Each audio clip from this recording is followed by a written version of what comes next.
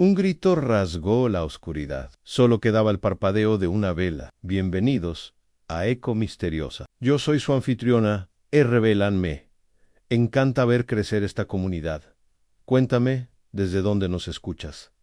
Leer sus mensajes hace que cada historia cobre vida. Comencé. Era una tarde gélida de enero, de esas que cubren Londres con un velo de niebla y obligan a los faroleros de la ciudad a madrugar, cuando nos llegó el peculiar caso. Lo recuerdo bien, pues Holmes había pasado los 2 días anteriores en un estado de indolencia inusual, holgazaneando en bata, con las piernas estiradas ante la chimenea de nuestro salón de Baker Street, con una mano arrastrando una voluta de humo de su pipa y con la otra buscando de vez en cuando una monografía. Sobre la detección de cenizas de tabaco, Anne acababa de regresar de mi ronda vespertina y me estaba quitando los guantes, cuando sonó la puerta de abajo con una urgencia que despertó a Holmes de su posición reclinada. Momentos después, la señora Hudson hizo entrar a un hombre cuya presencia parecía tan fuera de lugar en nuestra sala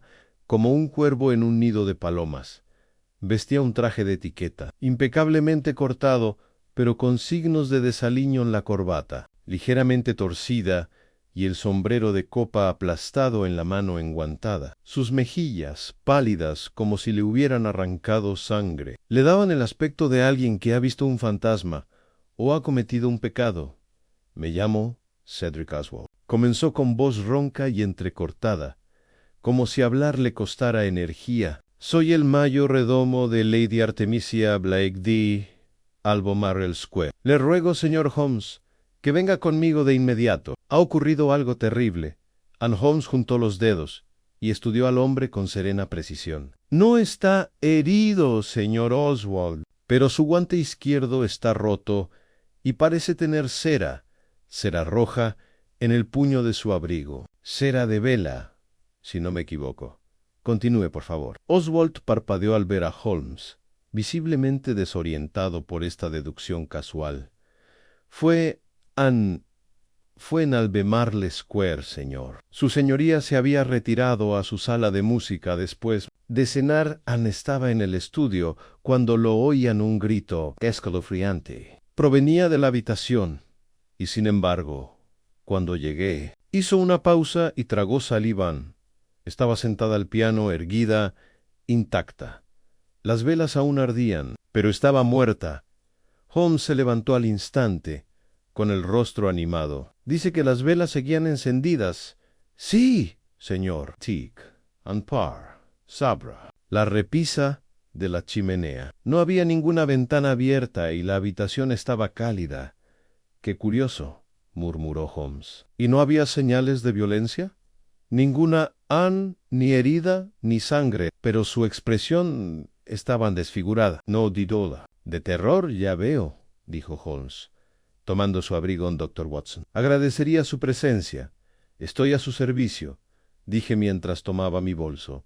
—Señor Oswald —continuó Holmes, mientras se ponía el sombrero—, se sabía que Lady Artemisia padecía enfermedades del corazón o de los nervios. No que yo sepa. Era muy vivaz, a veces irascible, pero sana de cuerpo y de mente. Hizo otra pausa, o eso creíamos mientras nos adentrábamos en la niebla arremolinada de la noche londinense. No podía quitarme de la cabeza la imagen. Un grito en una habitación iluminada por velas, una noble sentada al piano, muerta sin rastro. Las calles de Mayfair estaban amortiguadas por la espesa niebla, y parecía que incluso las farolas de gas se habían vuelto vacilantes. Al llegar a la imponente casa del número 6 du Albemarle Square, Holmes se detuvo y contempló la fachada que teníamos delante.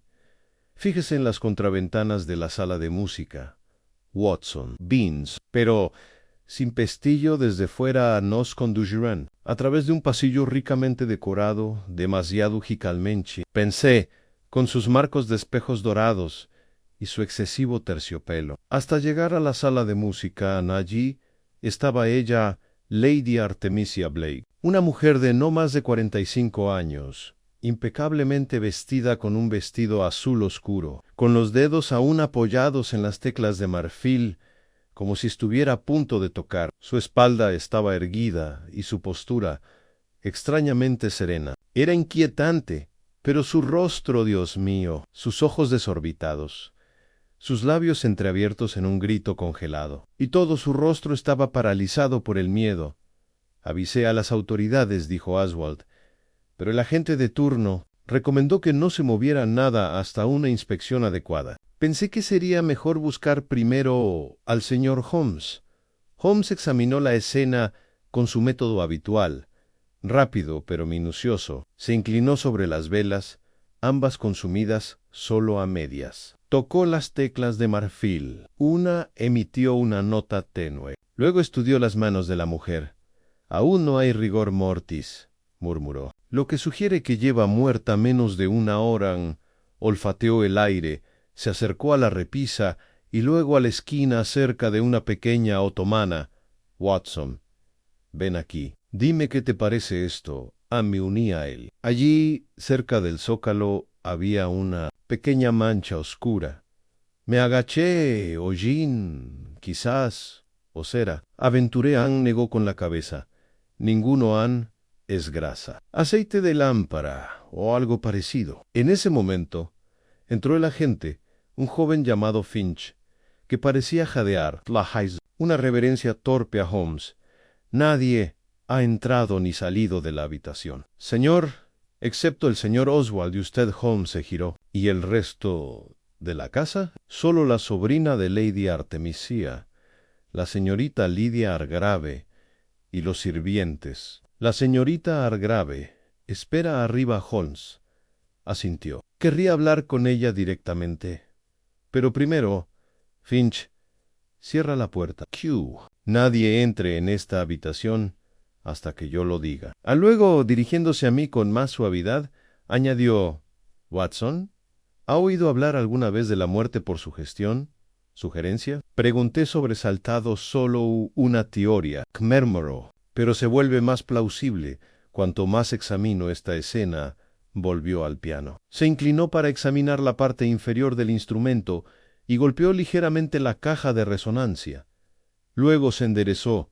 «Las velas», dijo de repente. «Finch, ¿de dónde son?» «Suministros para la casa, señor. Se guardan en el lavadero.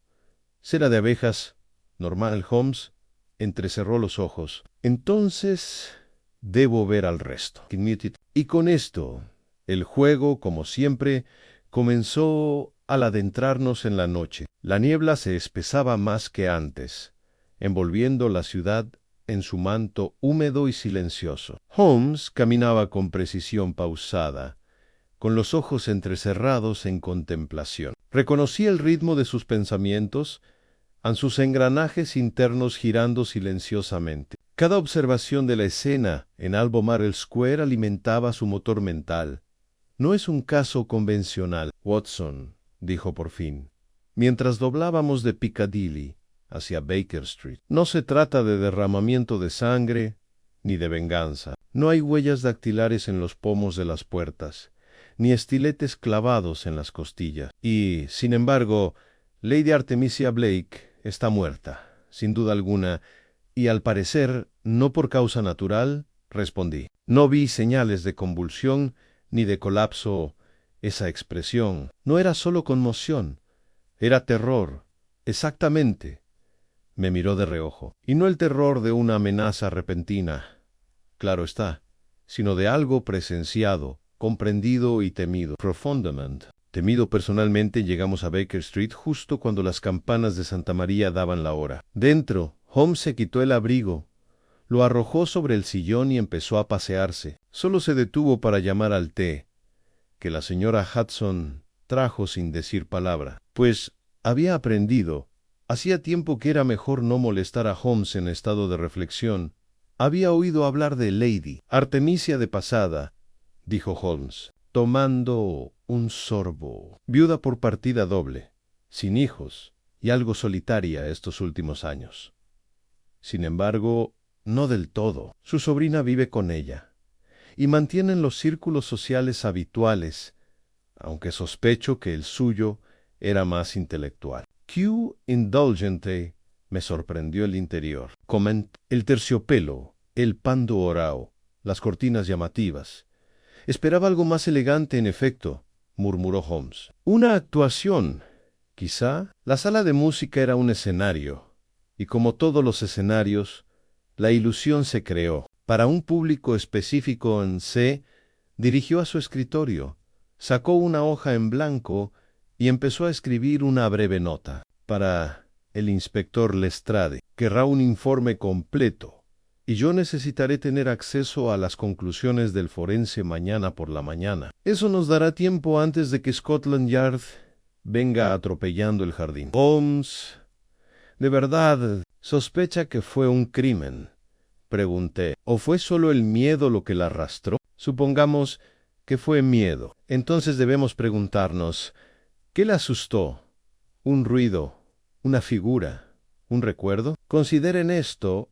Estaba sola en una habitación cerrada, sin ningún intruso, sin ninguna amenaza visible. Murió en cuestión de minutos o incluso segundos, y no dejó rastro de angustia, salvo esa expresión y una mancha de grasa cerca de la esquina de la pared.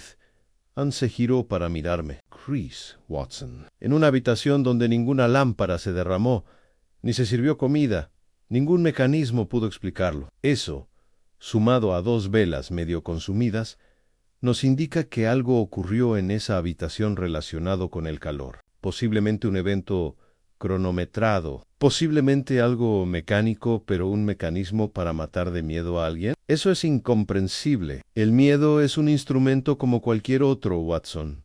Una daga corta la carne. Miedo corta la mente.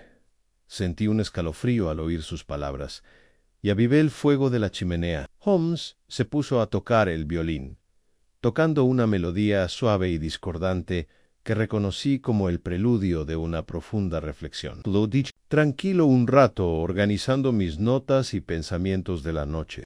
Era casi medianoche cuando volvió a sonar el timbre. Holmes se detuvo, dejó el violín y miró hacia la puerta. ¿Y quién crees que ha venido a esta hora? Me levanté y abrí. Para mi asombro, era una mujer joven, pálida y envuelta en una capa de viaje azul marino. Tenía las mejillas rojas de frío y le temblaban las manos, no por el clima, sino por algo más profundo. ¿La señorita Lydia Hargrave?, pregunté. Sí, dijo, perdóneme. Tenía que venir. No querían que viniera, pero yo... Señor Holmes debe saberlo de mí, antes de que la policía lo tergiverse. Toddon Holmes la invitó a entrar con un gesto suave pero firme. «Haizo bien en venir, señorita Hargrave. Por favor, siéntese y díganos exactamente qué vio y oyó esta noche». Ella asintió, aún de pie. No vi nada. Eso es lo peor. Estaba en mi habitación, arriba. La casa estaba en silencio. Oí el grito justo cuando lo dijo el señor Oswald Agudu Gepenchino. Anchi naturau. Bajé, corriendo enseguida. Ya estaba muerta. Pero sé que no fue una muerte natural, señor Holmes. La tía Artemisia llevaba semanas asustada. ¿Miedo de qué?, preguntó Holmes. No lo sé. Nunca lo dijo abiertamente, pero había empezado a cerrar con llave la puerta de su dormitorio. Por la noche, algo que nunca antes hacía. Dejó de comer mucho y evitaba su propia sala de estar. A veces la encontraba sentada en la oscuridad. Simplemente escuchando en Holmes, se inclinó ligeramente hacia adelante, escuchando que ojalá lo supiera. A veces decía que oía música o susurros. Pensaba que la observaban, pero cuando le preguntaba a quién se refería, negaba con la cabeza y decía, no, todavía no. No debes saberlo hasta que sea demasiado tarde. «¿Qué frase tan curiosa?», dijo Holmes. «¿Mencionó a alguien por su nombre? Quizás tuvo una pelea con alguien». «Había un hombre», admitió Lydia. «Un tal señor Arlo Canweg. La había estado visitando estos últimos meses. Pensé que solo eran conocidos, pero hace 2 semanas discutieron terriblemente. Escuché algo, la acusó de romper el pacto. Dijo que se arrepentiría antes de que terminara el mes, y yo intercambiamos miradas. ¿Sabe algo más del señor Canwick? Preguntan solo que es una especie de hipnotizador aficionado. Da conferencias públicas en el liceo en mi tía. Lo describió una vez como un hombre que juega con la oscuridad y la vende como sabiduría. No creo que le gustara Perrault, la temía Holmes.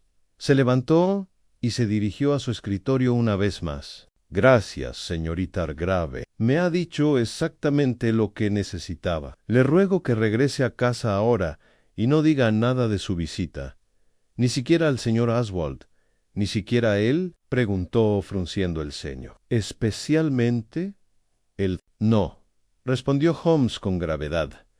Después de que ella se fuera, Holmes se volvió hacia mí con un brillo en los ojos. Un pacto, un hipnotizador, una muerte sin violencia y un grito en una habitación sellada. ¿Qué le sugiere eso, Watson? Negué con la cabeza. Un truco de magia, pero las consecuencias son muy reales. Exactamente, dijo Holmes. Lo que significa que estamos tratando con alguien que entiende el arte de la ilusión. No solo prestidigitación, sino manipulación psicológica. Se puede engañar a la mente para que salte de un acantilado, Watson. Si cree que hay un monstruo detrás, miró hacia la ventana, donde la niebla aún se enroscaba como un velo fantasmal tras los cristales. Mañana visitaremos a ese señor. Arlock, me gustaría escuchar lo que un hombre que se adentra en la oscuridad tiene que decir sobre la luz de las velas y los gritos. A la mañana siguiente, amaneció con una luz tenue y reticente que apenas lograba penetrar la densa niebla de enero que aún se aferraba a los tejados de Londres. Holmes ya estaba vestido cuando salí de mi habitación, y sorprendentemente animado, considerando la naturaleza macabra del caso. Estaba de pie junto a la ventana con las manos a la espalda, observando la niebla que se deslizaba por Baker Street, como si fuera una cortina a punto de descorrerse para revelar un drama oculto. Lo he localizado, Watson, dijo mientras me servía una taza de café. Arlo Canwick, conferenciante, hipnotista aficionado a la frenología y la sugestión oculta. Según los anuncios de The Gazette, esta noche dará una demostración en el Royal Lyceum sobre el teatro de la mente a miedo, memoria y la voluntad sugestiva. Cielos, murmuré en el solo título, me inquietan como debe ser. Nuestros asientos ya están reservados. Pero antes de ir, pensé que sería prudente visitar a un conocido mío de la Sociedad Británica de Psicología, el doctor Elliot Morven, quien estudió con Charcot en París y se ha labrado una modesta reputación, analizando las afirmaciones más extravagantes de los mesmeristas y mentalistas a las 9:30. Estábamos en las modestas oficinas del doctor Morven cerca de Russell Square, un hombre pulcro de rasgos afilados, con gafas redondas y aire desdeñoso. Saludó a Holmes con un rápido apretón de manos y me ofreció un gesto de cortesía neutral. Holmes no perdió tiempo en explicar los sucesos de Albemarle Square, incluyendo el grito, la habitación sellada y el evidente terror de Lady Artemisia antes de morir. Dígame, doctor, concluyó Holmes, ¿ha conocido alguna vez que el miedo mismo provoque la muerte en un individuo por lo demás sano? Morven frunció el ceño rara vez, extremadamente rara vez, pero sí en casos de trauma extremo, un shock psicológico, sobre todo en personas con cierta predisposición nerviosa, puede desbordar el corazón. Soldados han perecido así en la guerra, no por heridas, sino por puro pánico. Pero ¿sugieres algo más artificial? Construido y cronometrado, dijo Holmes. Imaginen un dispositivo, no de engranajes ni resortes, sino de palabras y sugestión. ¿Podría una persona como este Arlo Canwick, inmerso en la teatralidad del hipnotismo, desconcertar tanto a su sujeto como para programar un futuro momento de terror? Morven sonrió con escepticismo. Hablas de sugestión poshipnótica. No existe. Un sujeto puede ser condicionado a realizar acciones, o incluso recordar sensaciones inventadas, ante un detonante, un sonido, una palabra, una luz, pero usarlo para matar, se encogió de hombros. En teoría, si el sujeto creyera plenamente en la amenaza, y si el detonante fuera lo suficientemente preciso, and Holmes asintió pensativo. ¿Y si el sujeto tuviera un secreto, una carga que pudiera volverse en su contra? Entonces la mente se convierte en una pistola cargada, respondió Morven. Solo espera a que la mano derecha apriete el gatillo de regreso a Baker Street. Holmes guardó un silencio inusual. Frunció el ceño bajo el ala del sombrero, y yo sabía que no debía interrumpir sus pensamientos. Solo habló una vez, justo antes de llegar a la puerta en Watson. Esta noche asistimos a un teatro, no a uno con cortinas de terciopelo y soliloquios dramáticos, sino a uno donde la mente misma es a la vez escenario y público. Esté atento. Sospecho que el señor Kenwick sabe que lo están observando. A las 6:30 de esa tarde llegamos al Royal Lyceum, un lugar respetable que ahora albergaba a un público mucho menos científico que el del doctor Morven. La sala estaba tenuemente iluminada, llena del silencio de la anticipación y el murmullo de los programas. El público era una curiosa mezcla en estudiantes, gente de la alta sociedad, ricos ociosos y algunos filósofos serios con los abrigos demasiado abotonados. El escenario estaba escasamente preparado. Una mesa pequeña con una campana y una linterna tapada, y detrás de ellos un hombre alto y delgado con una levita oscura. Narlo Kenwick parecía tener poco más de 40 años, con el pelo negro peinado hacia atrás con severidad, rostro estrecho y ojos oscuros que daban la impresión de ver demasiado. Su voz al hablar era baja y refinada. Con un toque de teatralidad, damas y caballeros, comenzó. No pretendo ser un mago, no ofrezco juegos de manos, ni trucos de cartas, ni conejos con sombreros. Lo que hago es sugestión, nada más. Y nada menos. Procedió a demostrar una serie de manipulaciones psicológicas. Una mujer olvidó su nombre cuando se lo preguntaron. Un estudiante juró que la campana de la mesa se había vuelto ensordecedora cuando no había sonado en absoluto. Todos participaron voluntariamente, seleccionados entre el público, y Holmes observó a cada uno con una mirada científica y decidida. Entonces, cuando las luces se atenuaron ligeramente, Kenwick sacó la linterna. Su llama titiló tras un cristal rojo, proyectando largas sombras en la habitación. Habló más suavemente. El miedo, dijo, es la respuesta más primaria. Tememos lo que no entendemos, sí, pero más que eso, tememos lo que sí entendemos. Demasiado tarde. El público estaba absorto. Holmes se inclinó hacia adelante. Lo noté observando sutilmente los bordes del escenario, el equipo de iluminación y a los operadores al fondo de la sala. Kenwick continuó. Hay quienes creen que no se puede hacer temblar la mente con una orden. Discrepo. Se giró hacia un hombre sentado cerca del frente. Un caballero mayor de cabello plateado. Kenwick le habló en voz baja durante casi un minuto. El hombre se puso visiblemente rígido y luego asintió. Kenwick chasqueó los dedos. El hombre se desplomó. Inconsciente, a una oleada de murmullos recorrió la sala. Quizá fuera una farsa, pero Holmes no sonrió tras la demostración. Holmes se dirigió tras bambalinas con su habitual desprecio por el protocolo. Lo seguida cerca. Y enseguida nos interceptó un hombre corpulento en mangas de camisa.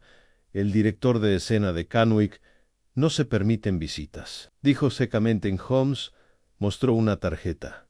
Señor Holmes, de Baker Street. Tengo motivos para creer que el señor Kenwick pudo haber tenido contacto reciente con Lady Artemisia Blake.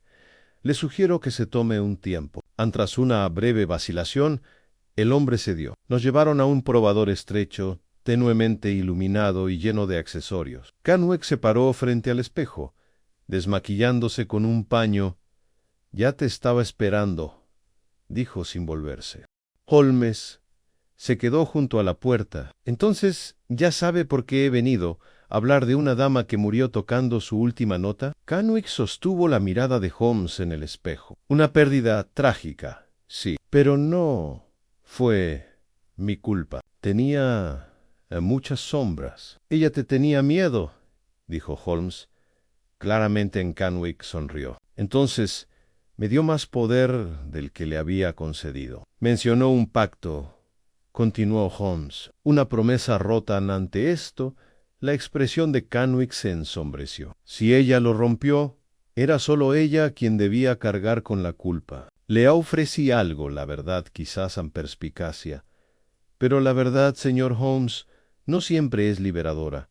Para algunos es fatal. Le inculcaste una sugestión, dijo Holmes en voz baja, una actuación ad un ensayo para el miedo. ¿Cuál olvida? El tacón Kenwick se giró lentamente. Pruébalo. Holmes sonrió, pero no era una sonrisa cálida. Oh, pienso hacerlo. Buenas noches, señor Kenwick. Al salir de nuevo a la noche, apenas pude contener mi indignación. ¿Crees que lo hizo? Creo que dejó el arma sobre la repisa de la chimenea, dijo Holmes, y luego salió de la habitación. Fue Lady Artemisia quien apretó el gatillo, pero él eligió la munición, y creo que ahora sé qué era. Hizo una pausa y miró hacia la luz de gas. Mañana, Watson, volvemos a Albemarle Square. Hay un secreto en esa sala de música, uno que la señorita Hargrave no vio. Algo preparado, algo programado. Y tengo la intención de encontrarlo. Llegamos a Albemarle Square a la mañana siguiente, bajo un cielo color peltre viejo, con una llovizna que golpeaba levemente el techo del taxi. La casa se alzaba imponente con la misma grandeza distante, sus ventanas ciegas e inescrutables tras las cortinas corridas. Un agente seguía de guardia afuera, asintiendo brevemente con la cabeza mientras Holmes pronunciaba su nombre en dentro. La atmósfera estaba cargada de tensión. El salón tenía la quietud frágil de un lugar que ha visto morir recientemente, y el aire aún olía a cera de vela, terciopelo viejo y algo más indefinible, algo metálico y frío. El señor Cedric Oswald, el mayordomo, nos recibió con solemne cortesía, pero con un claro toque de cautela. Me dijeron que regresó anoche. Señor, le dijo a Holmes, una mujer que coincide con la descripción de la señorita Hargrave fue vista saliendo de Baker Street poco antes de la medianoche. Holmes respondió con suavidad. La señorita Hargrave deseaba compartir información que temía que las autoridades pudieran pasar por alto. Debería alegrarse de que lo hiciera. Ahora, si tiene la amabilidad de encargarse de que no nos molesten en la sala de música durante la próxima hora, creo que finalmente podremos poner fin a los tormentos de Lady Artemisia. Oswald dudó un momento y luego hizo una reverencia rígida.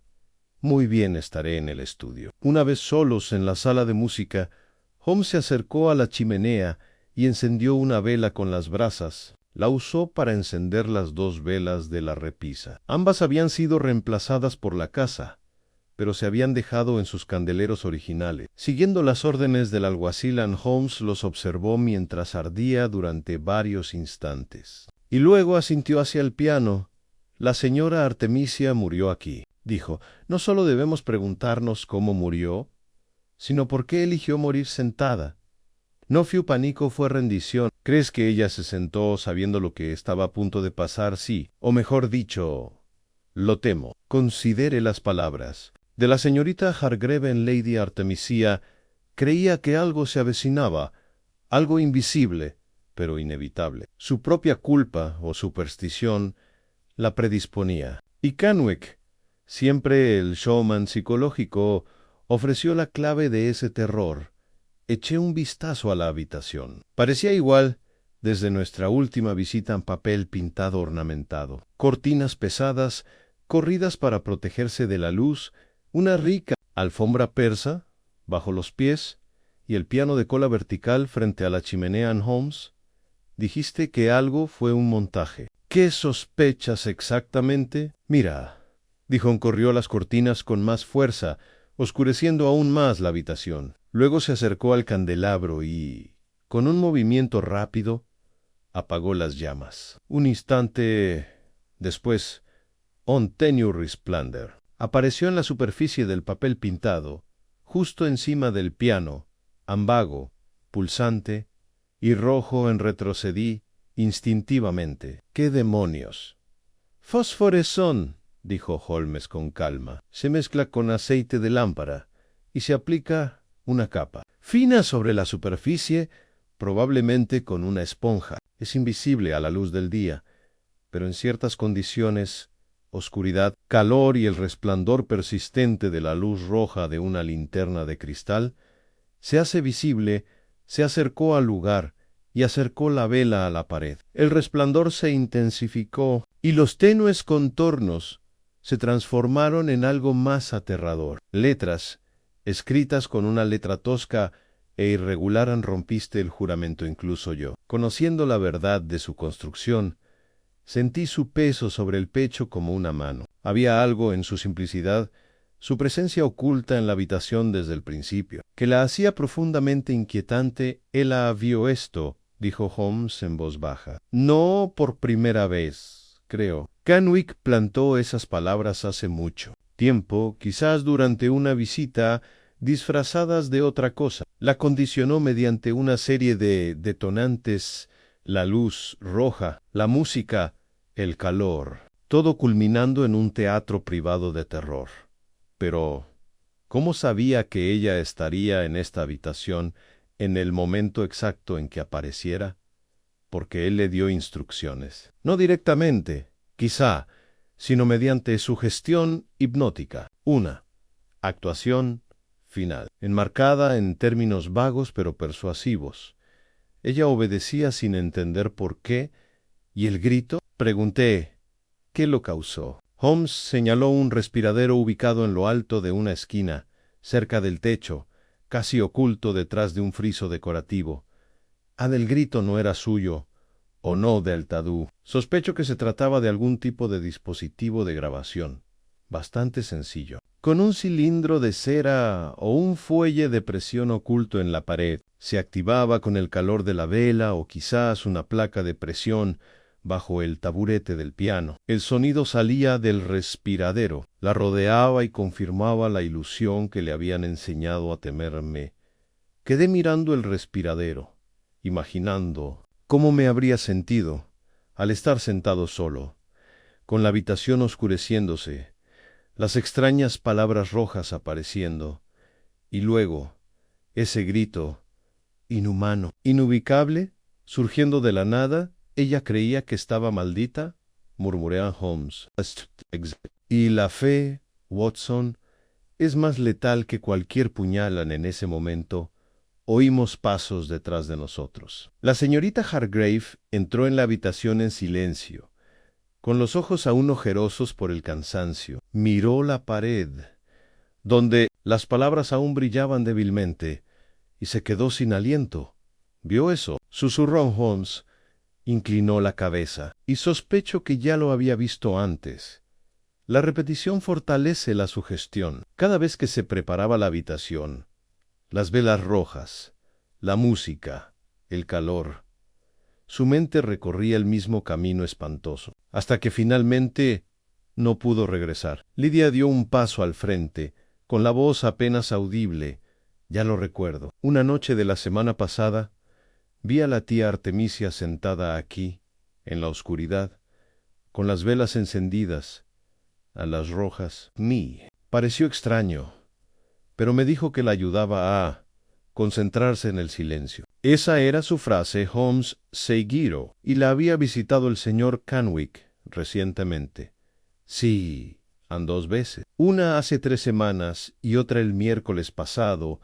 Después no me habló. Simplemente se fue a su habitación y cerró la puerta con llave. Holmes se apartó de la pared y el resplandor se desvaneció hasta volverse invisible a medida que la luz regresaba.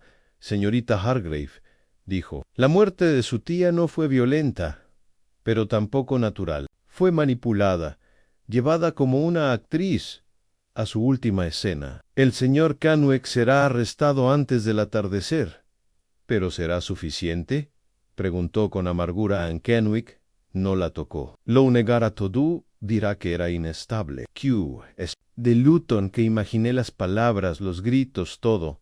Dirá todo eso, dijo Holmes. Y más, Anne. Pero hay un fallo en su magnífica actuación. Algo que pasó por alto. ¿Qué es eso?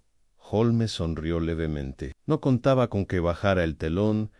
Se volvió hacia mí. Watson, necesito que regreses al Lyceum esta tarde. Habla con el director de escena. Pregúntale si el señor Kenwick se llevó algún equipo después de la función de anoche. Cilindros de cera, filtros rojos. Dile que hay una investigación legal en curso. Estará encantado de cooperar. ¿Y tú?, pregunté. Visitaré Scotland Yard, dijo. Es hora de que el inspector Lestrade se una a nuestro reparto. Miró una vez más la sala de música en el silencio. El piano de cola, el mensaje ahora invisible. En la pared, el miedo es la sombra más antigua, murmuró Holmes, pero deja huellas si sabes dónde mirar al salir de casa. Miré hacia atrás una vez, hacia la imponente puerta del número 6. A la lluvia había parado y la niebla había empezado a disiparse, pero la sombra de lo que había sucedido dentro no se disiparía tan fácilmente. Tampoco desaparecería la sombra del hombre que lo había orquestado.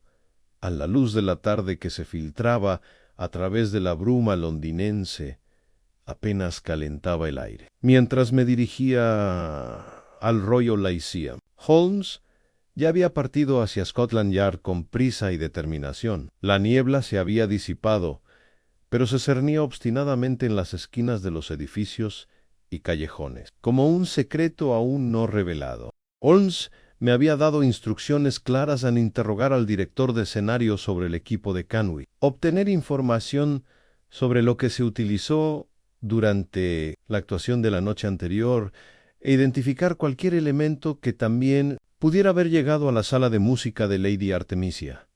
Las puertas principales del liceo estaban cerradas, pero tras un poco de persuasión y una tarjeta de Holmes, me dejaron entrar por una entrada lateral. Dentro, el teatro estaba desmontando. La función del día anterior. Empacaban cajas, amontonaban cortinas de terciopelo y apilaban extraños accesorios de latón contra las paredes. Un ligero olor a maquillaje y aceite quemado flotaba en el aire.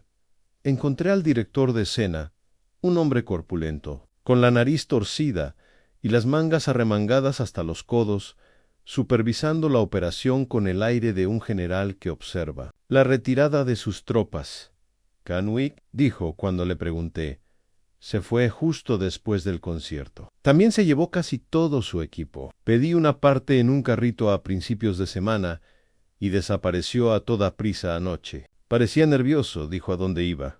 No hacía falta. Su criado se lo contó a uno de la tripulación. Tiene habitaciones en Greythorn House, en Bloomsbury, en el último piso. Las tiene a su nombre, así que no se esconde exactamente. Simplemente no se queda mucho tiempo en el mismo sitio. ¿Dejó algo? Quizás una linterna roja o un cilindro de fonógrafo. El hombre se rascó la barbilla. La linterna ha desaparecido. Pero, pensándolo bien, hubo un desliz, un cilindro de cera. No lo encontramos hasta esta mañana. Estaba debajo del banco que usó durante el acto aquí en Espere. Anne me condujo a una mesita tras bambalinas y rebuscó en una caja llena de trastos olvidados. De debajo de unos guantes negros y un rollo de alambre, sacó un cilindro de cera marrón en un estuche acolchado. No, hay marcas, dijo. Podría ser cualquier cosa, pero no tenemos el fonógrafo para reproducirlo. Lo tomé con cuidado, gracias. Esto podría ser importante. Me ha sido de gran ayuda. Él asintió una vez.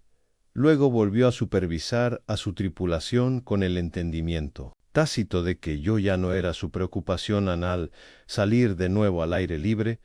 Observé el objeto en el bolsillo de mi abrigo pequeño, liso, guay y ligero, pero de alguna manera cargado de un potencial siniestro. Podría contener un grito, podría contener un detonante, podría, en palabras de Holmes, ser el final para cuando regresé a Baker Street. El cielo se había oscurecido con su invernal tono azul grisáceo, y Holmes ya estaba en su escritorio, hablando secamente con el inspector Lestrade, de rostro adusto. Este levantó la vista al entrar y me indicó que cerrara la puerta. Watson, dijo Holmes sin volverse, consiguió el objeto. Sean un cilindro de cera, sin etiqueta. El director de escena lo encontró después de la actuación de Canwek. ¡Excelente! Cuéntanoslo. Se levantó y se dirigió al mueble esquinero donde guardaba un fonógrafo Edison, usado ocasionalmente para registrar observaciones o transcribir dialectos desconocidos. Insertó el cilindro y ajustó la aguja con cuidado antes de girar la manivela y bajar la aguja durante unos segundos. Solo se escuchó un suave zumbido. Luego, se escuchó el inconfundible destello de una llama, el leve siseo de la luz de una vela, grabado con una fidelidad inquietante. Pasaron unos segundos. Entonces, una voz de mujer, ligeramente distorsionada por la medium, susurró: «Rompiste el juramento». Sentí un escalofrío. Lestrade se puso rígido. Entonces vino el grito. No se parecía a nada que hubiera oído. Agudo, estridente, sobrenatural, no del todo humano, ni del todo inhumano. Se agitaba y se retorcía, desvaneciéndose en un silencio sin aliento. El cilindro hizo clic al cerrarse. Holmes levantó la aguja. Lestrade habló primero. «Dios mío, ¿eso fue lo que oyó?» «Eso», dijo Holmes, «o algo casi idéntico. Esta grabación fue diseñada para causar impacto psicológico, no claridad. Imagínense escucharla en la oscuridad, precedida de señales hipnóticas, rodeada de símbolos de miedo y culpa. Perforaría el sistema nervioso en Lestrade». Asintió con tristeza. «¿Crees que Canwek usó esto para asustarla hasta la muerte?» «No solo asustarla, condicionarla, manipularla.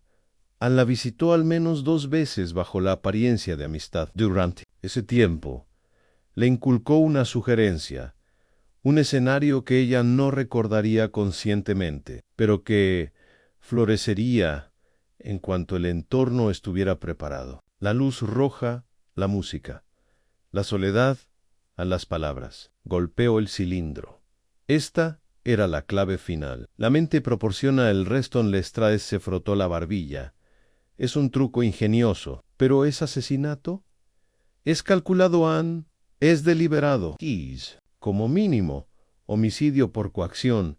Y eso bastará para retenerlo. El inspector se puso de pie. «Haré que un hombre salga de sus aposentos en Bloomsbury y conseguiré una orden judicial». Holmes añadió: «Tenga cuidado. No es un hombre violento, paro y astuto, y posiblemente desesperado. Sospechó que guardaba registros, diarios, notas de pacientes, tal vez incluso cartas de Lady Artemisia. Tráigalas». Después de que Lestrade se fue, Holmes se sirvió una modesta medida de clarete y me hizo un gesto para que me sentara. Hay un elemento que aún no logro conciliar, Watson. El pacto. La señorita Hargrave lo mencionó. Canwek lo insinuó y el mensaje en la pared lo invocaba. ¿Crees que fue real? Creo que Lady Artemisia lo creía basta, pero sospecho que se basaba en algo tangible. Una indiscreción pasada, un acuerdo, un secreto de cierta sociedad. Estos hipnotizadores aficionados solían presentarse como rosacruces modernos o iniciados de un conocimiento perdido. Tales círculos atraen a los sensibles y a los culpables. Holmes se acercó al fuego y observó las llamas. «Debemos hablar de nuevo con la señorita Hargrave. Puede que sepa más de lo que cree, y visitaré los archivos de la Biblioteca Británica. Si este pacto existió, es posible que se haya hecho referencia a él o que se haya registrado, sobre todo si hubo otros implicados». Antes de que pudiera responder, llamaron bruscamente a la puerta. La señora Hudson apareció un momento después con una nota en su bandeja. Un mensajero, señor Holmes. Dijo que era Urgentan Holmes. Tomó el sobre y lo leyó en silencio. Apretó los labios. Bueno, dijo en voz baja. Parece que nuestro adversario ya está intentando su ilusión final en mí. Entregó la nota. Estaba escrita con una letra delicada y precisa. Estimado señor Holmes, soy consciente de que posee cierta grabación que podría ser malinterpretada por las autoridades. Quisiera evitar tales malentendidos. Estaré en el Conservatorio de las Sombras, cerca de Bloomsbury Crescent, a las 8 de la tarde. Les espera una actuación privada en Ben Solo. Hanse. Ese hombre es excesivamente arrogante, dije, o está desesperado. Ambas, respondió Holmes, quiere inquietarme. Cree tener el control de la historia. Le complaceremos. Bajo nuestras condiciones, ¿no piensas ir sola?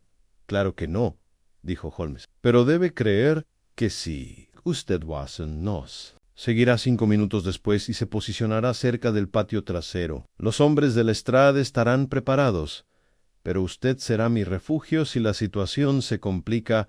Frungí el sino. Esto podría ser una trampa. Anne sonrió levemente. Claro, pero claro, tengo toda la intención de soltarlo. Y así llegó la noche, lenta y amenazante. Nos preparamos con esmero. Holmes se vistió con levita oscura y guantes gruesos, con un porte sereno pero electrizante en el fondo exactamente a las 7:55. Nos separamos bajo la luz de gas de la calle Gower. Holmes desapareció entre la niebla, mientras yo volvía por los callejones contiguos hacia el Conservatorio de las Sombras, un invernadero en desuso convertido en un salón para entretenimientos inusuales.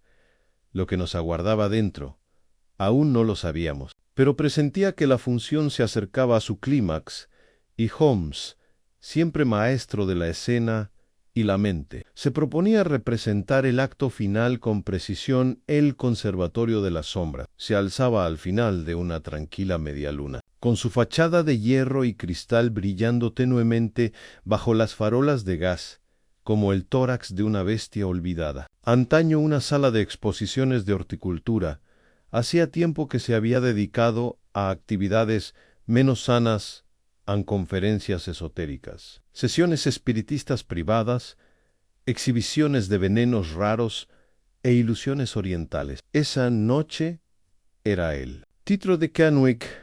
Llegué unos minutos después de Holmes, como habíamos acordado, recorriendo el callejón lateral y deslizándome hacia el jardín trasero. El lugar estaba cubierto de maleza y húmedo, con los restos esqueléticos de la hiedra, trepadora enroscándose contra el marco como dedos quebradizos. Desde dentro, una tenue luz pulsaba contra los cristales roja, intermitente, inquietante. Agachado, me acerqué sigilosamente a una puerta trasera que antes servía de entrada para los jardineros. Holmes había forzado la cerradura antes y la encontré entreabierta, justo lo suficiente para entrar. El pasillo que había al otro lado era estrecho y estaba lleno de polvo, y conducía a una escalera de madera que daba al invernadero a través de un balcón enrejado.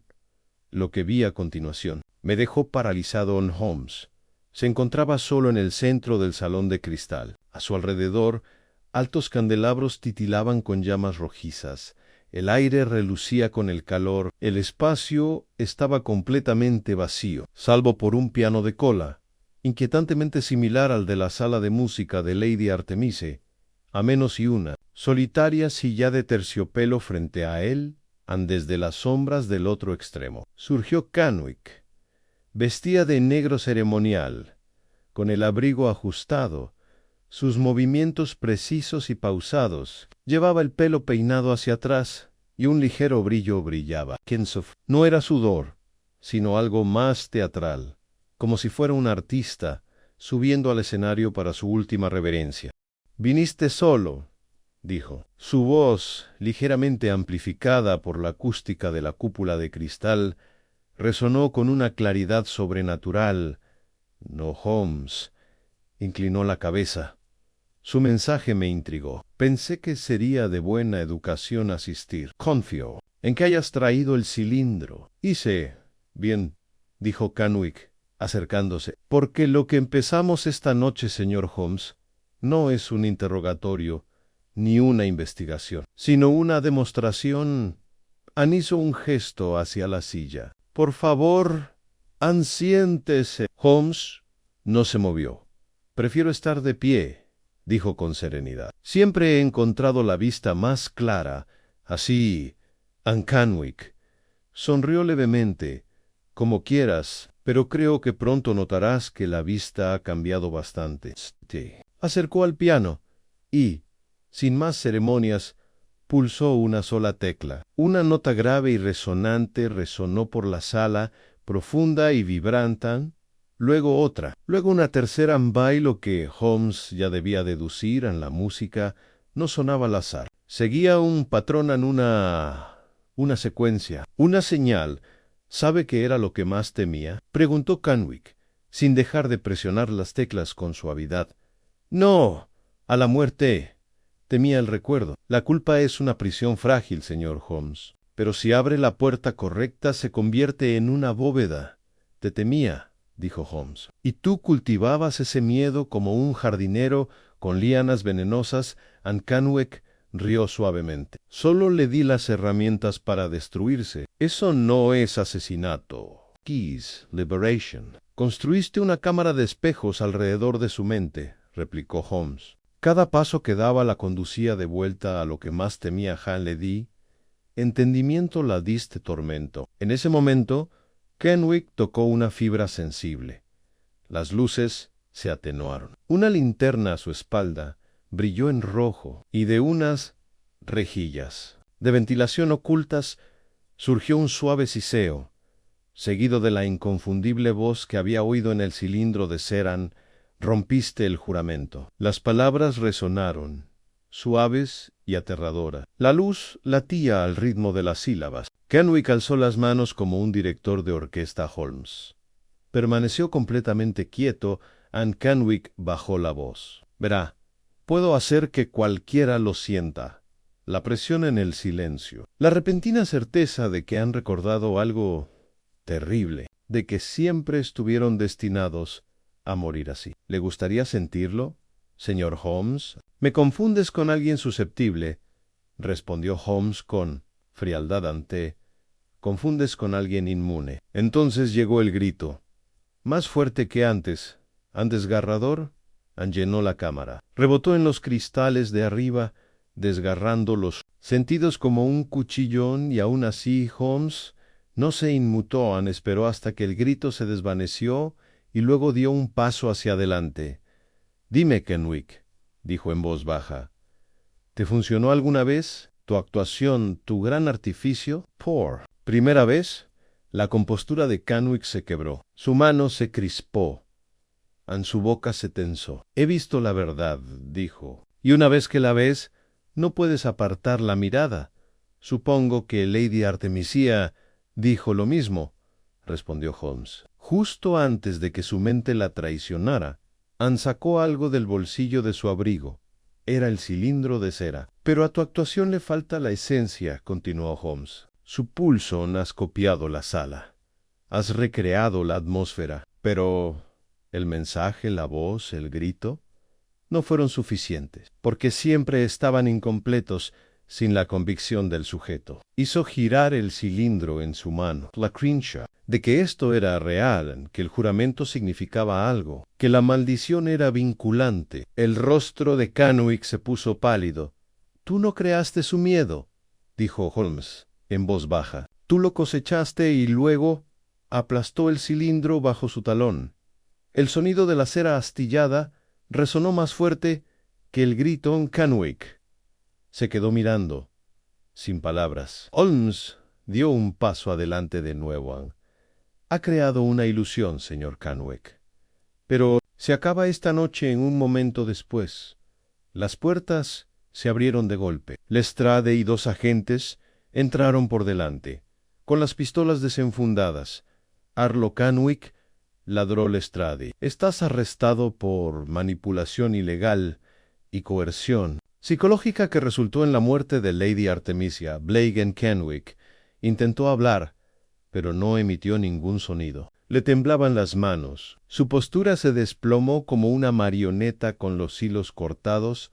No opuso resistencia cuando los agentes lo sujetaron y le leyeron sus derechos. Holmes observaba en silencio, con expresión indescifrable, solidiantré, las sombras, mientras los oficiales se llevaban a Canwick. Holmes me hizo un breve gesto de asentimiento, y nos quedamos juntos en el invernadero. Ahora en silencio.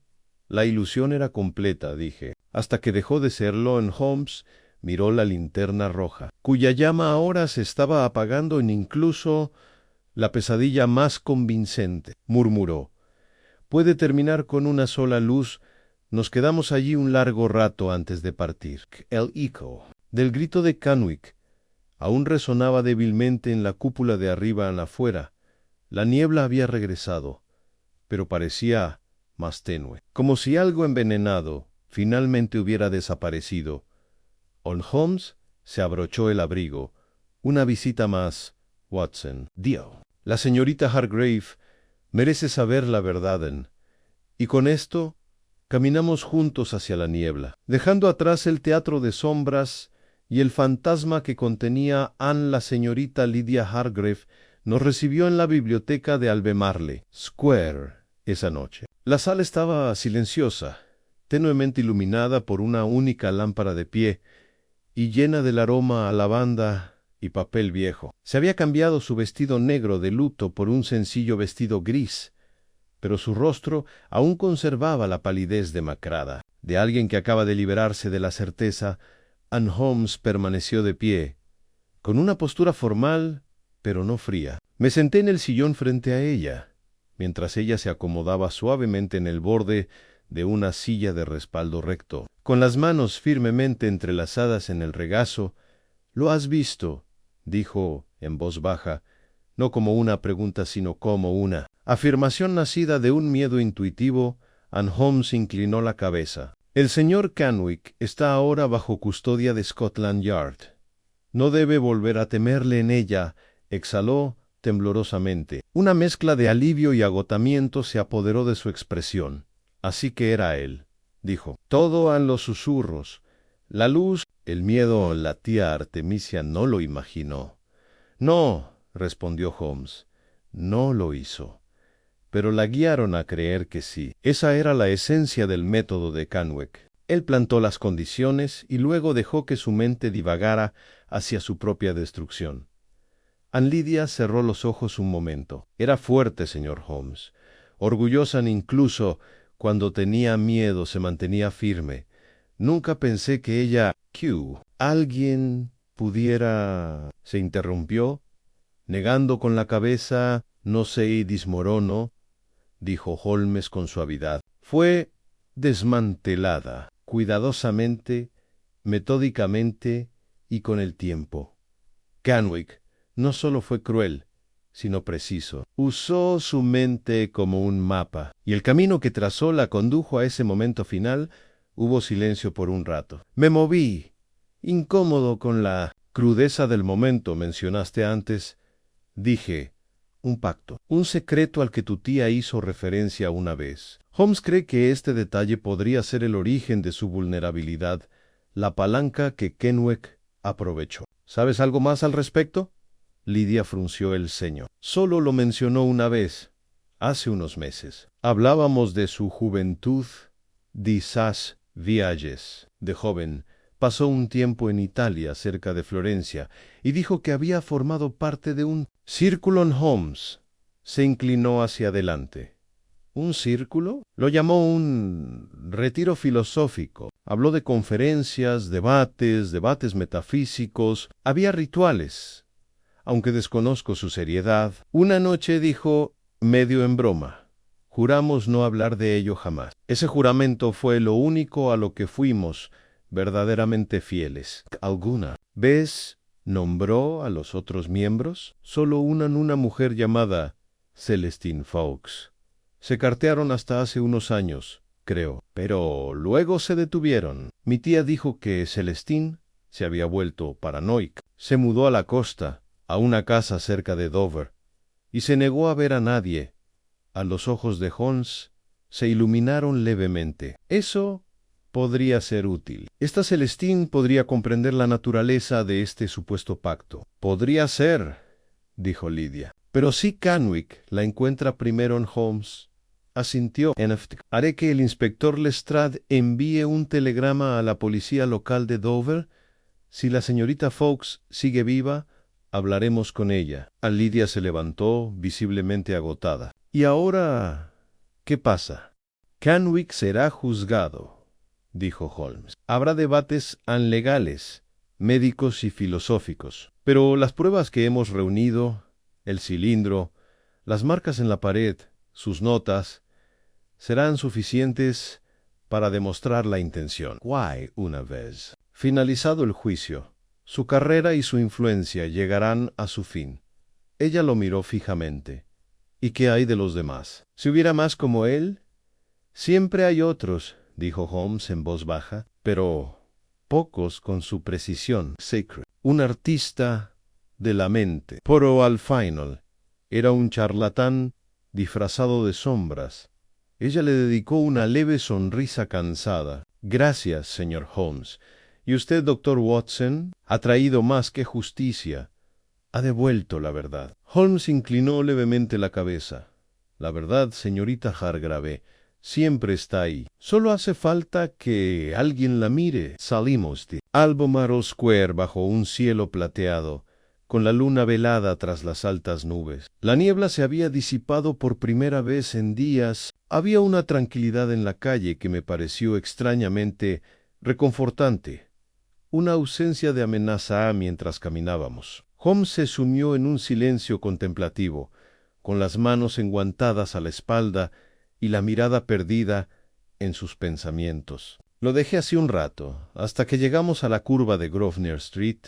¿Qué te preocupa? Pregunté finalmente, y me miró. No es problema, Watson. Es una pregunta... ¿Cuál es? ¿Por qué ella? Señora Artemisia. Sí, todas las mentes que Canwick podría haber destrozado. ¿Por qué la suya? Tenía la habilidad, sin duda, pero necesitaba más que eso. Necesitaba un objetivo con un peso ya considerable, uno que pudiera ser convertido en arma. El pacto era la clave. Sí, pero hay algo más, algo en su historia. ¿Crees que se conocían mucho antes de esto? Pregunté. Sí. Quai Creole Q. El interés de Canwick por Lady Artemisia no era meramente profesional, era personal. Quizás alguna vez le negó algo en posición, afecto, autoridad. Quizás lo desafió en ese círculo de Florencia, miró las estrellas, ahora apenas visibles sobre los tejados. La venganza, Watson, a menudo llega con la máscara de la iluminación. No hablamos mucho más hasta que llegamos a Baker Street. La señora Hudson, siempre discreta, había dejado una tetera y un plato de bollos en la sala de Staron Holmes. Los ignoró. Fue directo a la chimenea, donde permaneció inmóvil durante varios minutos, con la luz de las brasas titilando sobre su rostro. Serví 2 tazas y le di una. La aceptó sin mirar, con la mirada fija en las brasas. Hay algo profundamente inquietante, dijo en voz baja, en la idea de que el miedo se pueda esculpir, que la mente de una persona, su ser mismo, pueda reescribirse no con veneno ni espada, sino mediante la sugestión, mediante la manipulación de símbolos, la memoria, el sonido. Lo resististe, dije. Te enfrentaste a los mismos detonantes, y aún así permaneciste impasible. En Holmes esbozó una sonrisa hueca. Hace tiempo que entrené mi mente para resistir las intrusiones, Watson, pero incluso yo sentía sus límites. ESA Habitation, su equilibrio de luz, sonido y anticipación, fue diseñada para eludir la lógica. Para alguien como Lady Artemisia, ya debilitada por la incertidumbre, el efecto habría sido abrumador. Hizo una pausa y luego miró hacia mí. Cuida tu mente, Watson. Es tu última fortaleza en esa noche.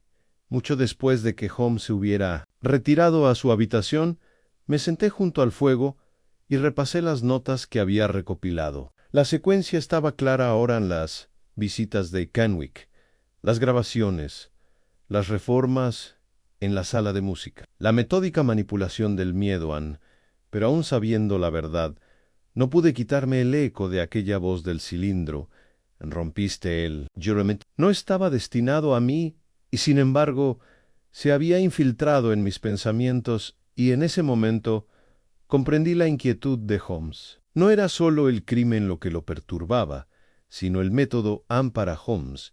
La razón era la brújula, con la que se navegaban todos los misterios, pero en este caso, la razón se había usado como trampa, y la mente de la víctima había caído en ella voluntariamente, sin saber que las puertas se habían cerrado tras ella, un crimen de sombras, en verdad, y aunque el hombre que las manejaba ahora estaba sentado tras las rejas, no pude evitar preguntarme cuántos arquitectos más podrían estar acechando. Incluso ahora, en los rincones de los salones, bajo las linternas, junto al suave susurro de las cortinas, susurrando las palabras adecuadas en el momento equivocado, me estremecí y dejé que el fuego ardiera un poco más en la mañana siguiente. Trajo consigo una frescura en el aire que casi purificaba. La persistente niebla se había desvanecido, barrida como por una mano invisible, dejando Londres al descubierto con un relieve nítido, los tejados de líneas impecables, el río brillando a la luz de la mañana. Sin embargo, la claridad en las calles contrastaba con las sombras persistentes.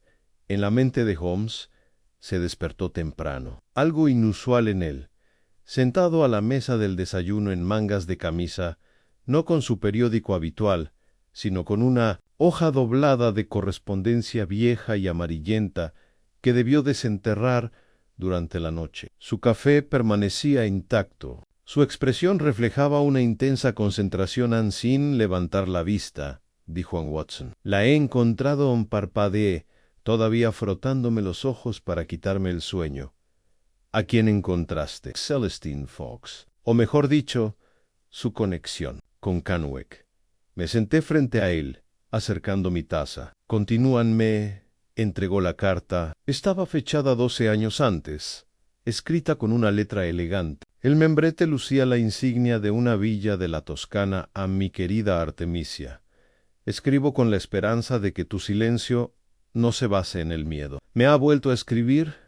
Me refiero a Kenwick. Dice que ha encontrado la manera de aprovechar la certeza de la culpa, como si fuera una simple corriente que hay que dirigir. Temo que se vuelva imprudente. Los juramentos que hicimos nunca fueron para esto.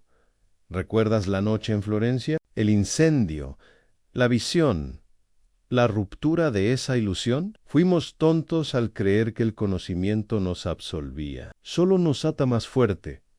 Pero aún así, no me dejaré arrastrar a sus juegos. No respondas a sus cartas. No lo dejes entrar. Todavía cree que lo traicionaste esa noche. Temo que te lo haga pagar. Quémalo cuando lo hayas leído en Amistad y Advertencia. Celestine. Holmes golpeó el borde de la carta con un dedo largo. Esto confirma mi sospecha. Su supuesto círculo filosófico no era un grupo de discusión inocente. Era una sociedad formada en torno a creencias esotéricas, quizá espiritualismo, quizá experimentación psicológica. Pero evolucionó. Algo ocurrió en Florencia, un cisma, una traición, dije, releyendo la línea. Él todavía cree que lo traicionaste esa noche.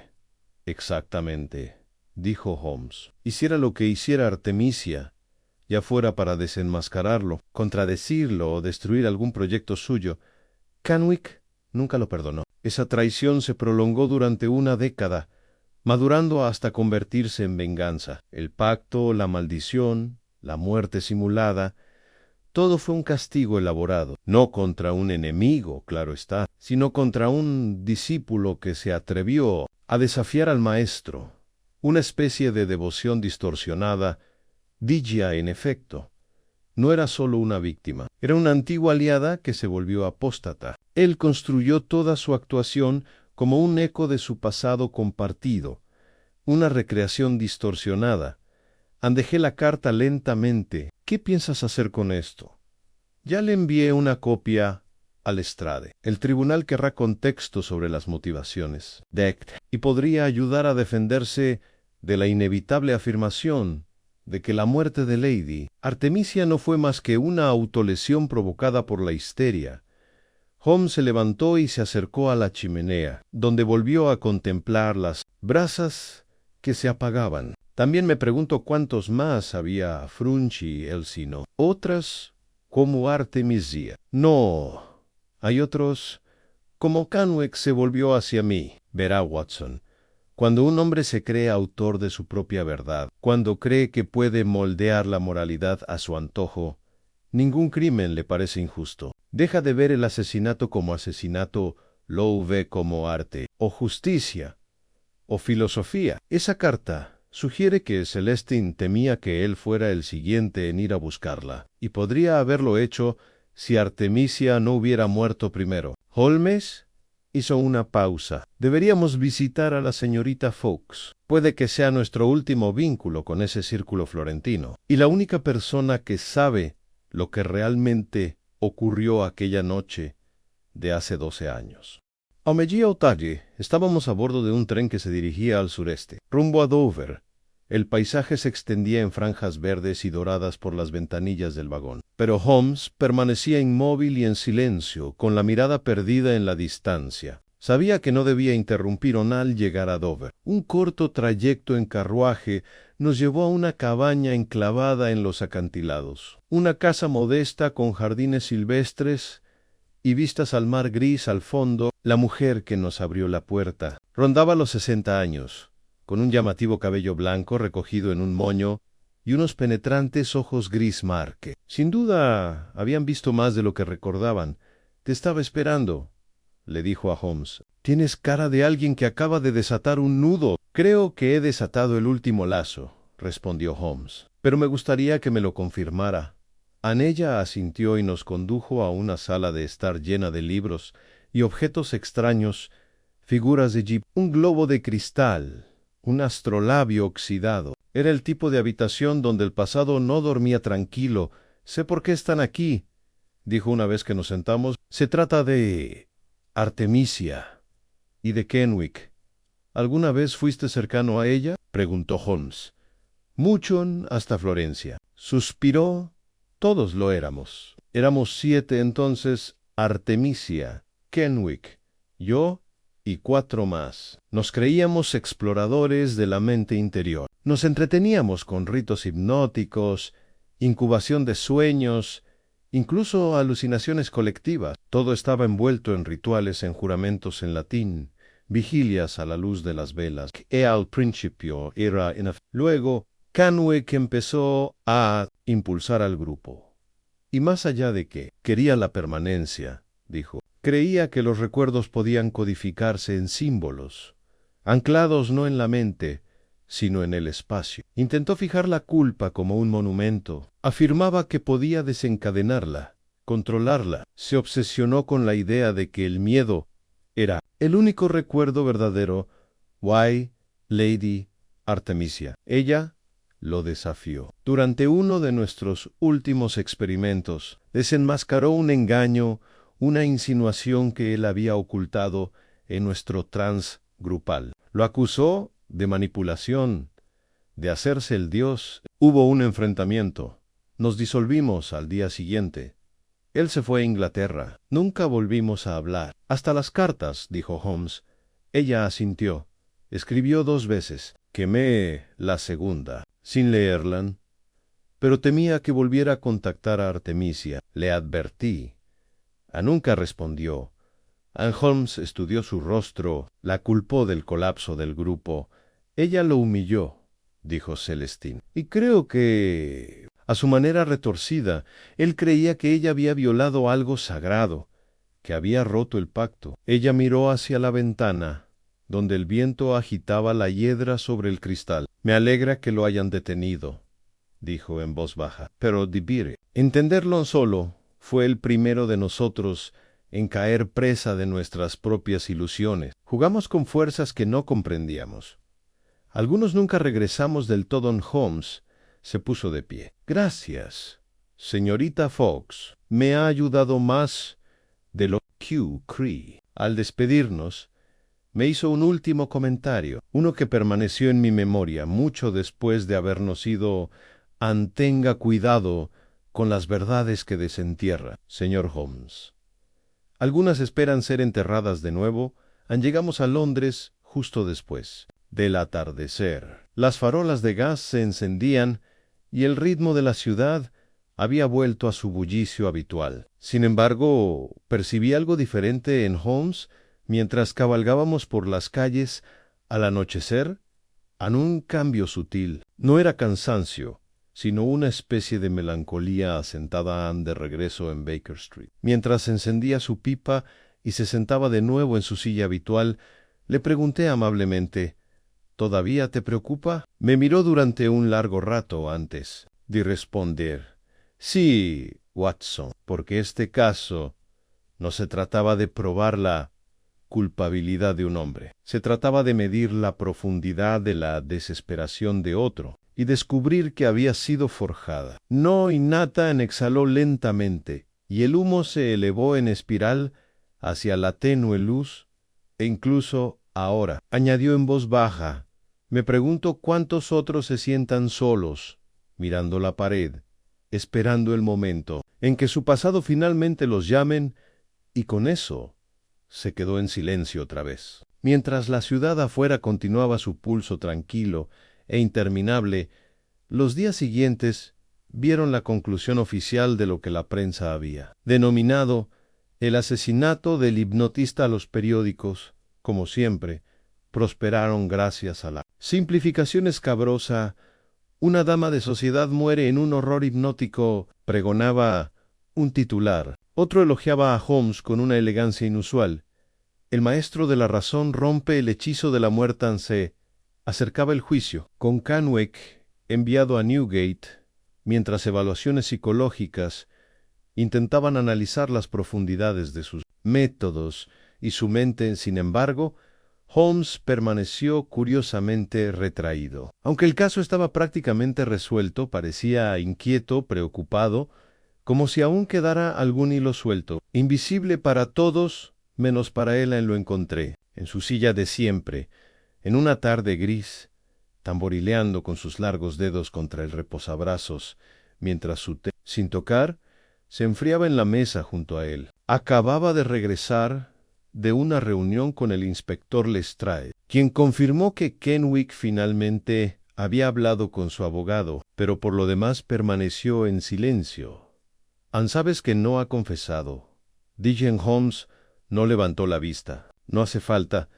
En su actuación fue para una sola persona. Ahora que ha caído el telón, no le queda nada que decir. Se inclinó hacia adelante, repentinamente animado, y cogió un delgado fajo de documentos de la repisa de la chimenea.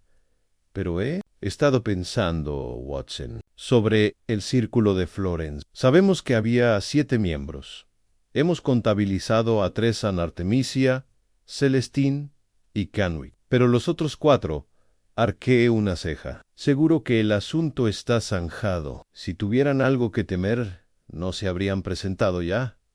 Holmes me miró fijamente. Al contrario, si temen ser descubiertos o creen que el arresto de Kenwick puede sacar a la luz viejos secretos, puede que estén vigilando de cerca o escondiéndose en colocó las notas en filas ordenadas. Celestine mencionó los nombres de pasada una vez. Los he comparado con sociedades académicas de la época, en particular las de Roma y Turín, donde se originaron los fundamentos filosóficos de su grupo. He identificado a 2 posibles miembros, el profesor Matteo Albani, ya fallecido, y la señorita Clotilde Van Heran, que reside actualmente en Ámsterdam. Dio conferencias sobre la huella psíquica de la memoria.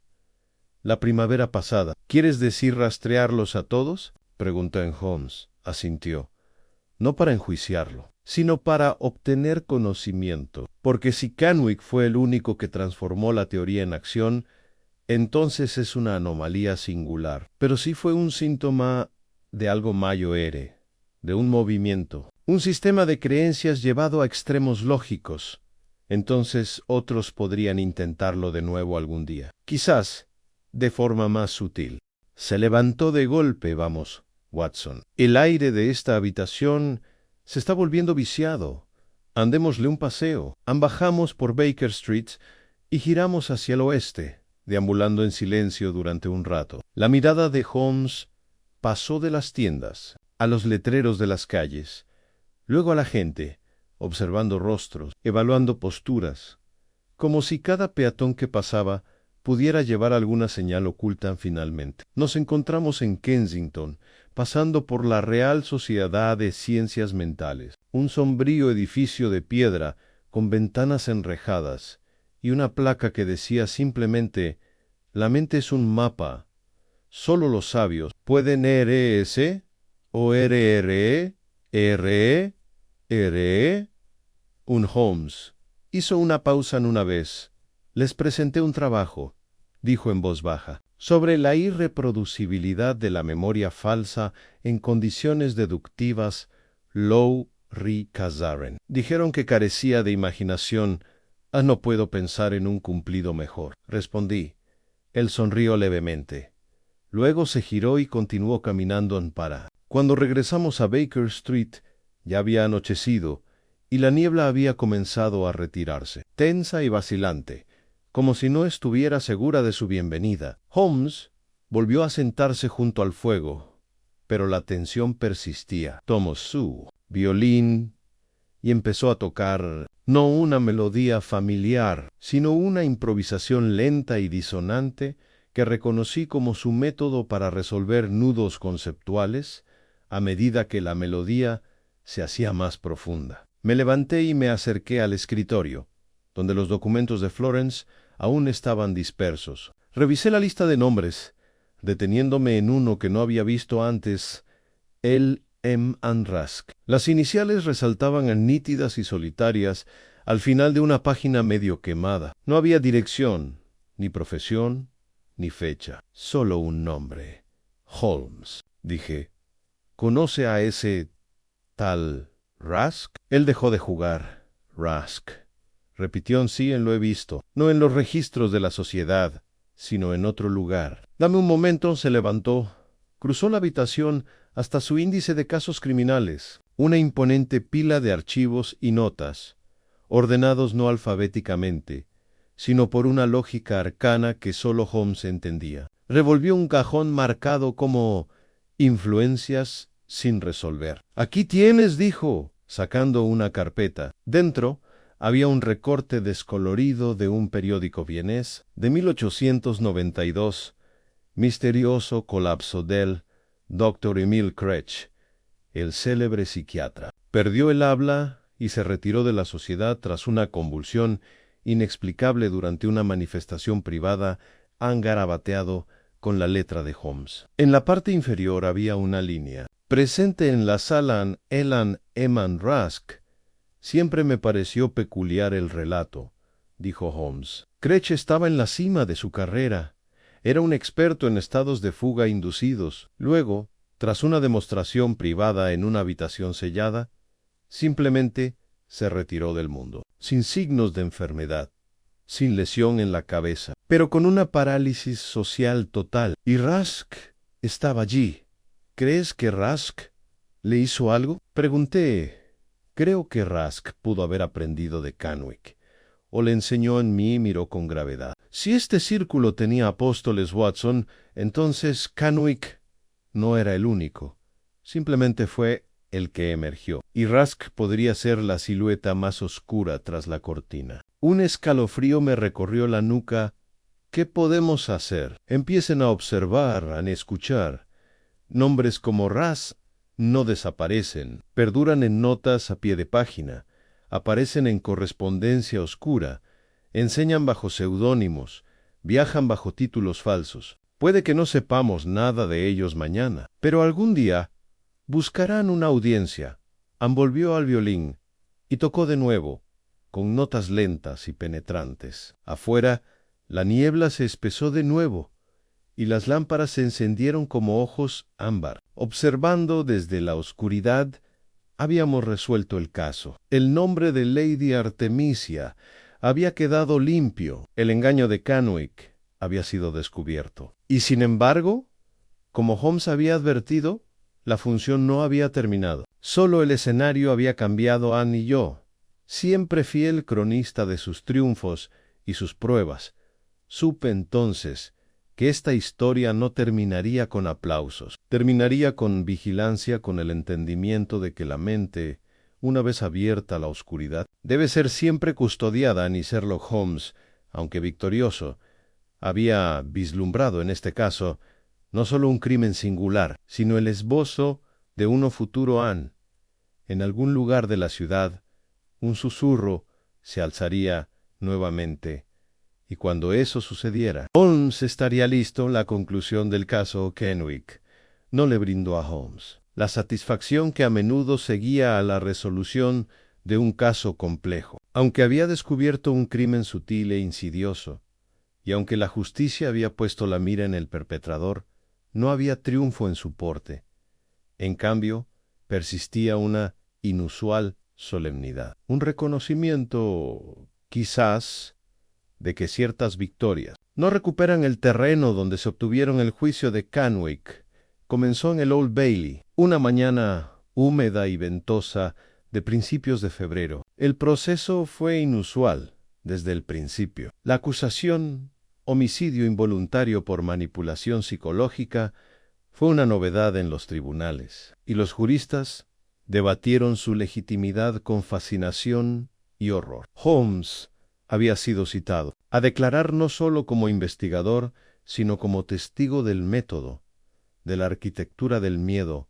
Anne asistí cada día, no por el espectáculo, sino para observar a Holmes mientras comparecía ante el tribunal, presentando su testimonio con la serena indiferencia que tantas veces le había servido de escudo y espada. Describió el cilindro de cera, el mensaje brillante en la pared, la trampa de sonido incrustada en la habitación y el condicionamiento deliberado llevado a cabo durante semanas. No hizo afirmaciones sensacionalistas ni florituras dramáticas, simplemente expuso los hechos, como un relojero explicaría el funcionamiento interno de un reloj que marca la cuenta regresiva hacia el terror a la defensa. Por supuesto, intentó reducirlo todo a una coincidencia. Pintaron a Lady Artemisia como una mujer desgarrada por el dolor y el delirio espiritual. Afirmaron que su muerte fue un colapso trágico pero natural, provocado por nervios frágiles y viejos fantasmas. Pero el relato de Holmes se mantuvo firme, respaldado por pruebas tanto físicas como psicológicas. El jurado escuchó atentamente, y cuando se emitió el veredicto, culpable de negligencia criminal con resultado de muerte, éste se recibió en un tenso silencio. Kenwick no mostró ninguna reacción al dictarse la sentencia. Su expresión permaneció inexpresiva, como si su verdadero público estuviera en otra parte. Sin terminar su actuación, tras el juicio, Holmes y yo salimos de la sala por una entrada lateral, evitando a los periodistas, apiñados como buitres en la puerta principal. Una llovizna fría caía sobre Londres mientras caminábamos en silencio, con la lluvia empapándonos los cuellos. No fue hasta que llegamos al terraplén y la niebla empezó a cubrirnos de nuevo que Holmes habló. Él creía en lo que hacía, dijo, más para sí mismo que para mí. Eso fue lo más peligroso. Nos detuvimos cerca de la barandilla de hierro, con vistas al lento fluir del Támesis. El agua abajo era negra y estaba llena de secretos. Él no lo vio como un asesinato, continuó Holmes. Lo vio como algo inevitable, como una revelación. Para él, Lady Artemisia no murió por su interferencia, murió por lo que llevaba dentro. Él simplemente le dio la clave. Eso no lo hace menos monstruoso. Respondí. No, dijo, pero así será más difícil prever la próxima vez. Me volví hacia él. ¿De verdad crees que habrá una próxima vez? Miró con esa mirada distante y penetrante. Siempre lo hay. Regresamos a Baker Street y nos encontramos de nuevo en el santuario familiar de nuestra sala de estar. La Ezra Hudson, percibiendo la gravedad de los últimos días, había dejado una tetera tranquila y una lata de galletas de mantequilla sobre la mesa, sin tocar. El fuego ardía abajo en la chimenea. Su resplandor danzaba sobre los lomos de los libros y los brazos pulidos del sillón de Holmes. Esa noche Holmes no leyó, ni tocó el violín, ni estudió minuciosamente los expedientes. Simplemente permaneció sentado, inmóvil, con la mirada fija en el fuego. Ya era tarde cuando por fin volvió a hablar. A menudo me pregunto, Watson dijo, que define la frontera entre la persuasión y el control, entre la creencia y la sumisión. Kenwick cruzó esa línea, sin duda. Pero, ¿qué pasa con quienes la rozan a diario? Escritores, oradores, espiritualistas. Me encogí de hombros. Quizás no sean las herramientas que usan, sino la intención que hay detrás de ellas. Asintió levemente. Sí han intención y repetición. La sutil reescritura de la verdad. Ese es el peligro, Watson. No la violencia, no la conspiración. Han, sino la sugestión. Ladrillo a ladrillo hasta que el sujeto ya no sabe si los pensamientos son suyos. El reloj dio las 11. Holmes se levantó y se dirigió al escritorio, donde abrió un cajón y sacó un delgado estuche. De él extrajo el único fragmento restante de la influencia de Kenwick, una página arrancada del cuaderno personal del hipnotizador. Recuperada durante el registro de sus habitaciones, Holmes lo acercó al fuego un momento, como si contemplara su destrucción. Luego me lo entregó. La página estaba llena de frases, repeticiones, encantamientos, medias frases destinadas a grabarse en la mente. No eres quien eras la memoria. Es una herida que sangra hacia adelante. El miedo es una casa sin salidas. Debajo de esas líneas, con la cuidadosa letra de Kenwick, estaba escrito: en el control no se impone, se ofrece, hasta que el sujeto lo ruega. Me quedé mirando la página durante un buen rato, luego la doblé y la volví a guardar en el estuche. Guárdalo, dijo Holmes. Como recordatorio, puede que nunca veamos a otro Kenwick, pero veremos sus ecos.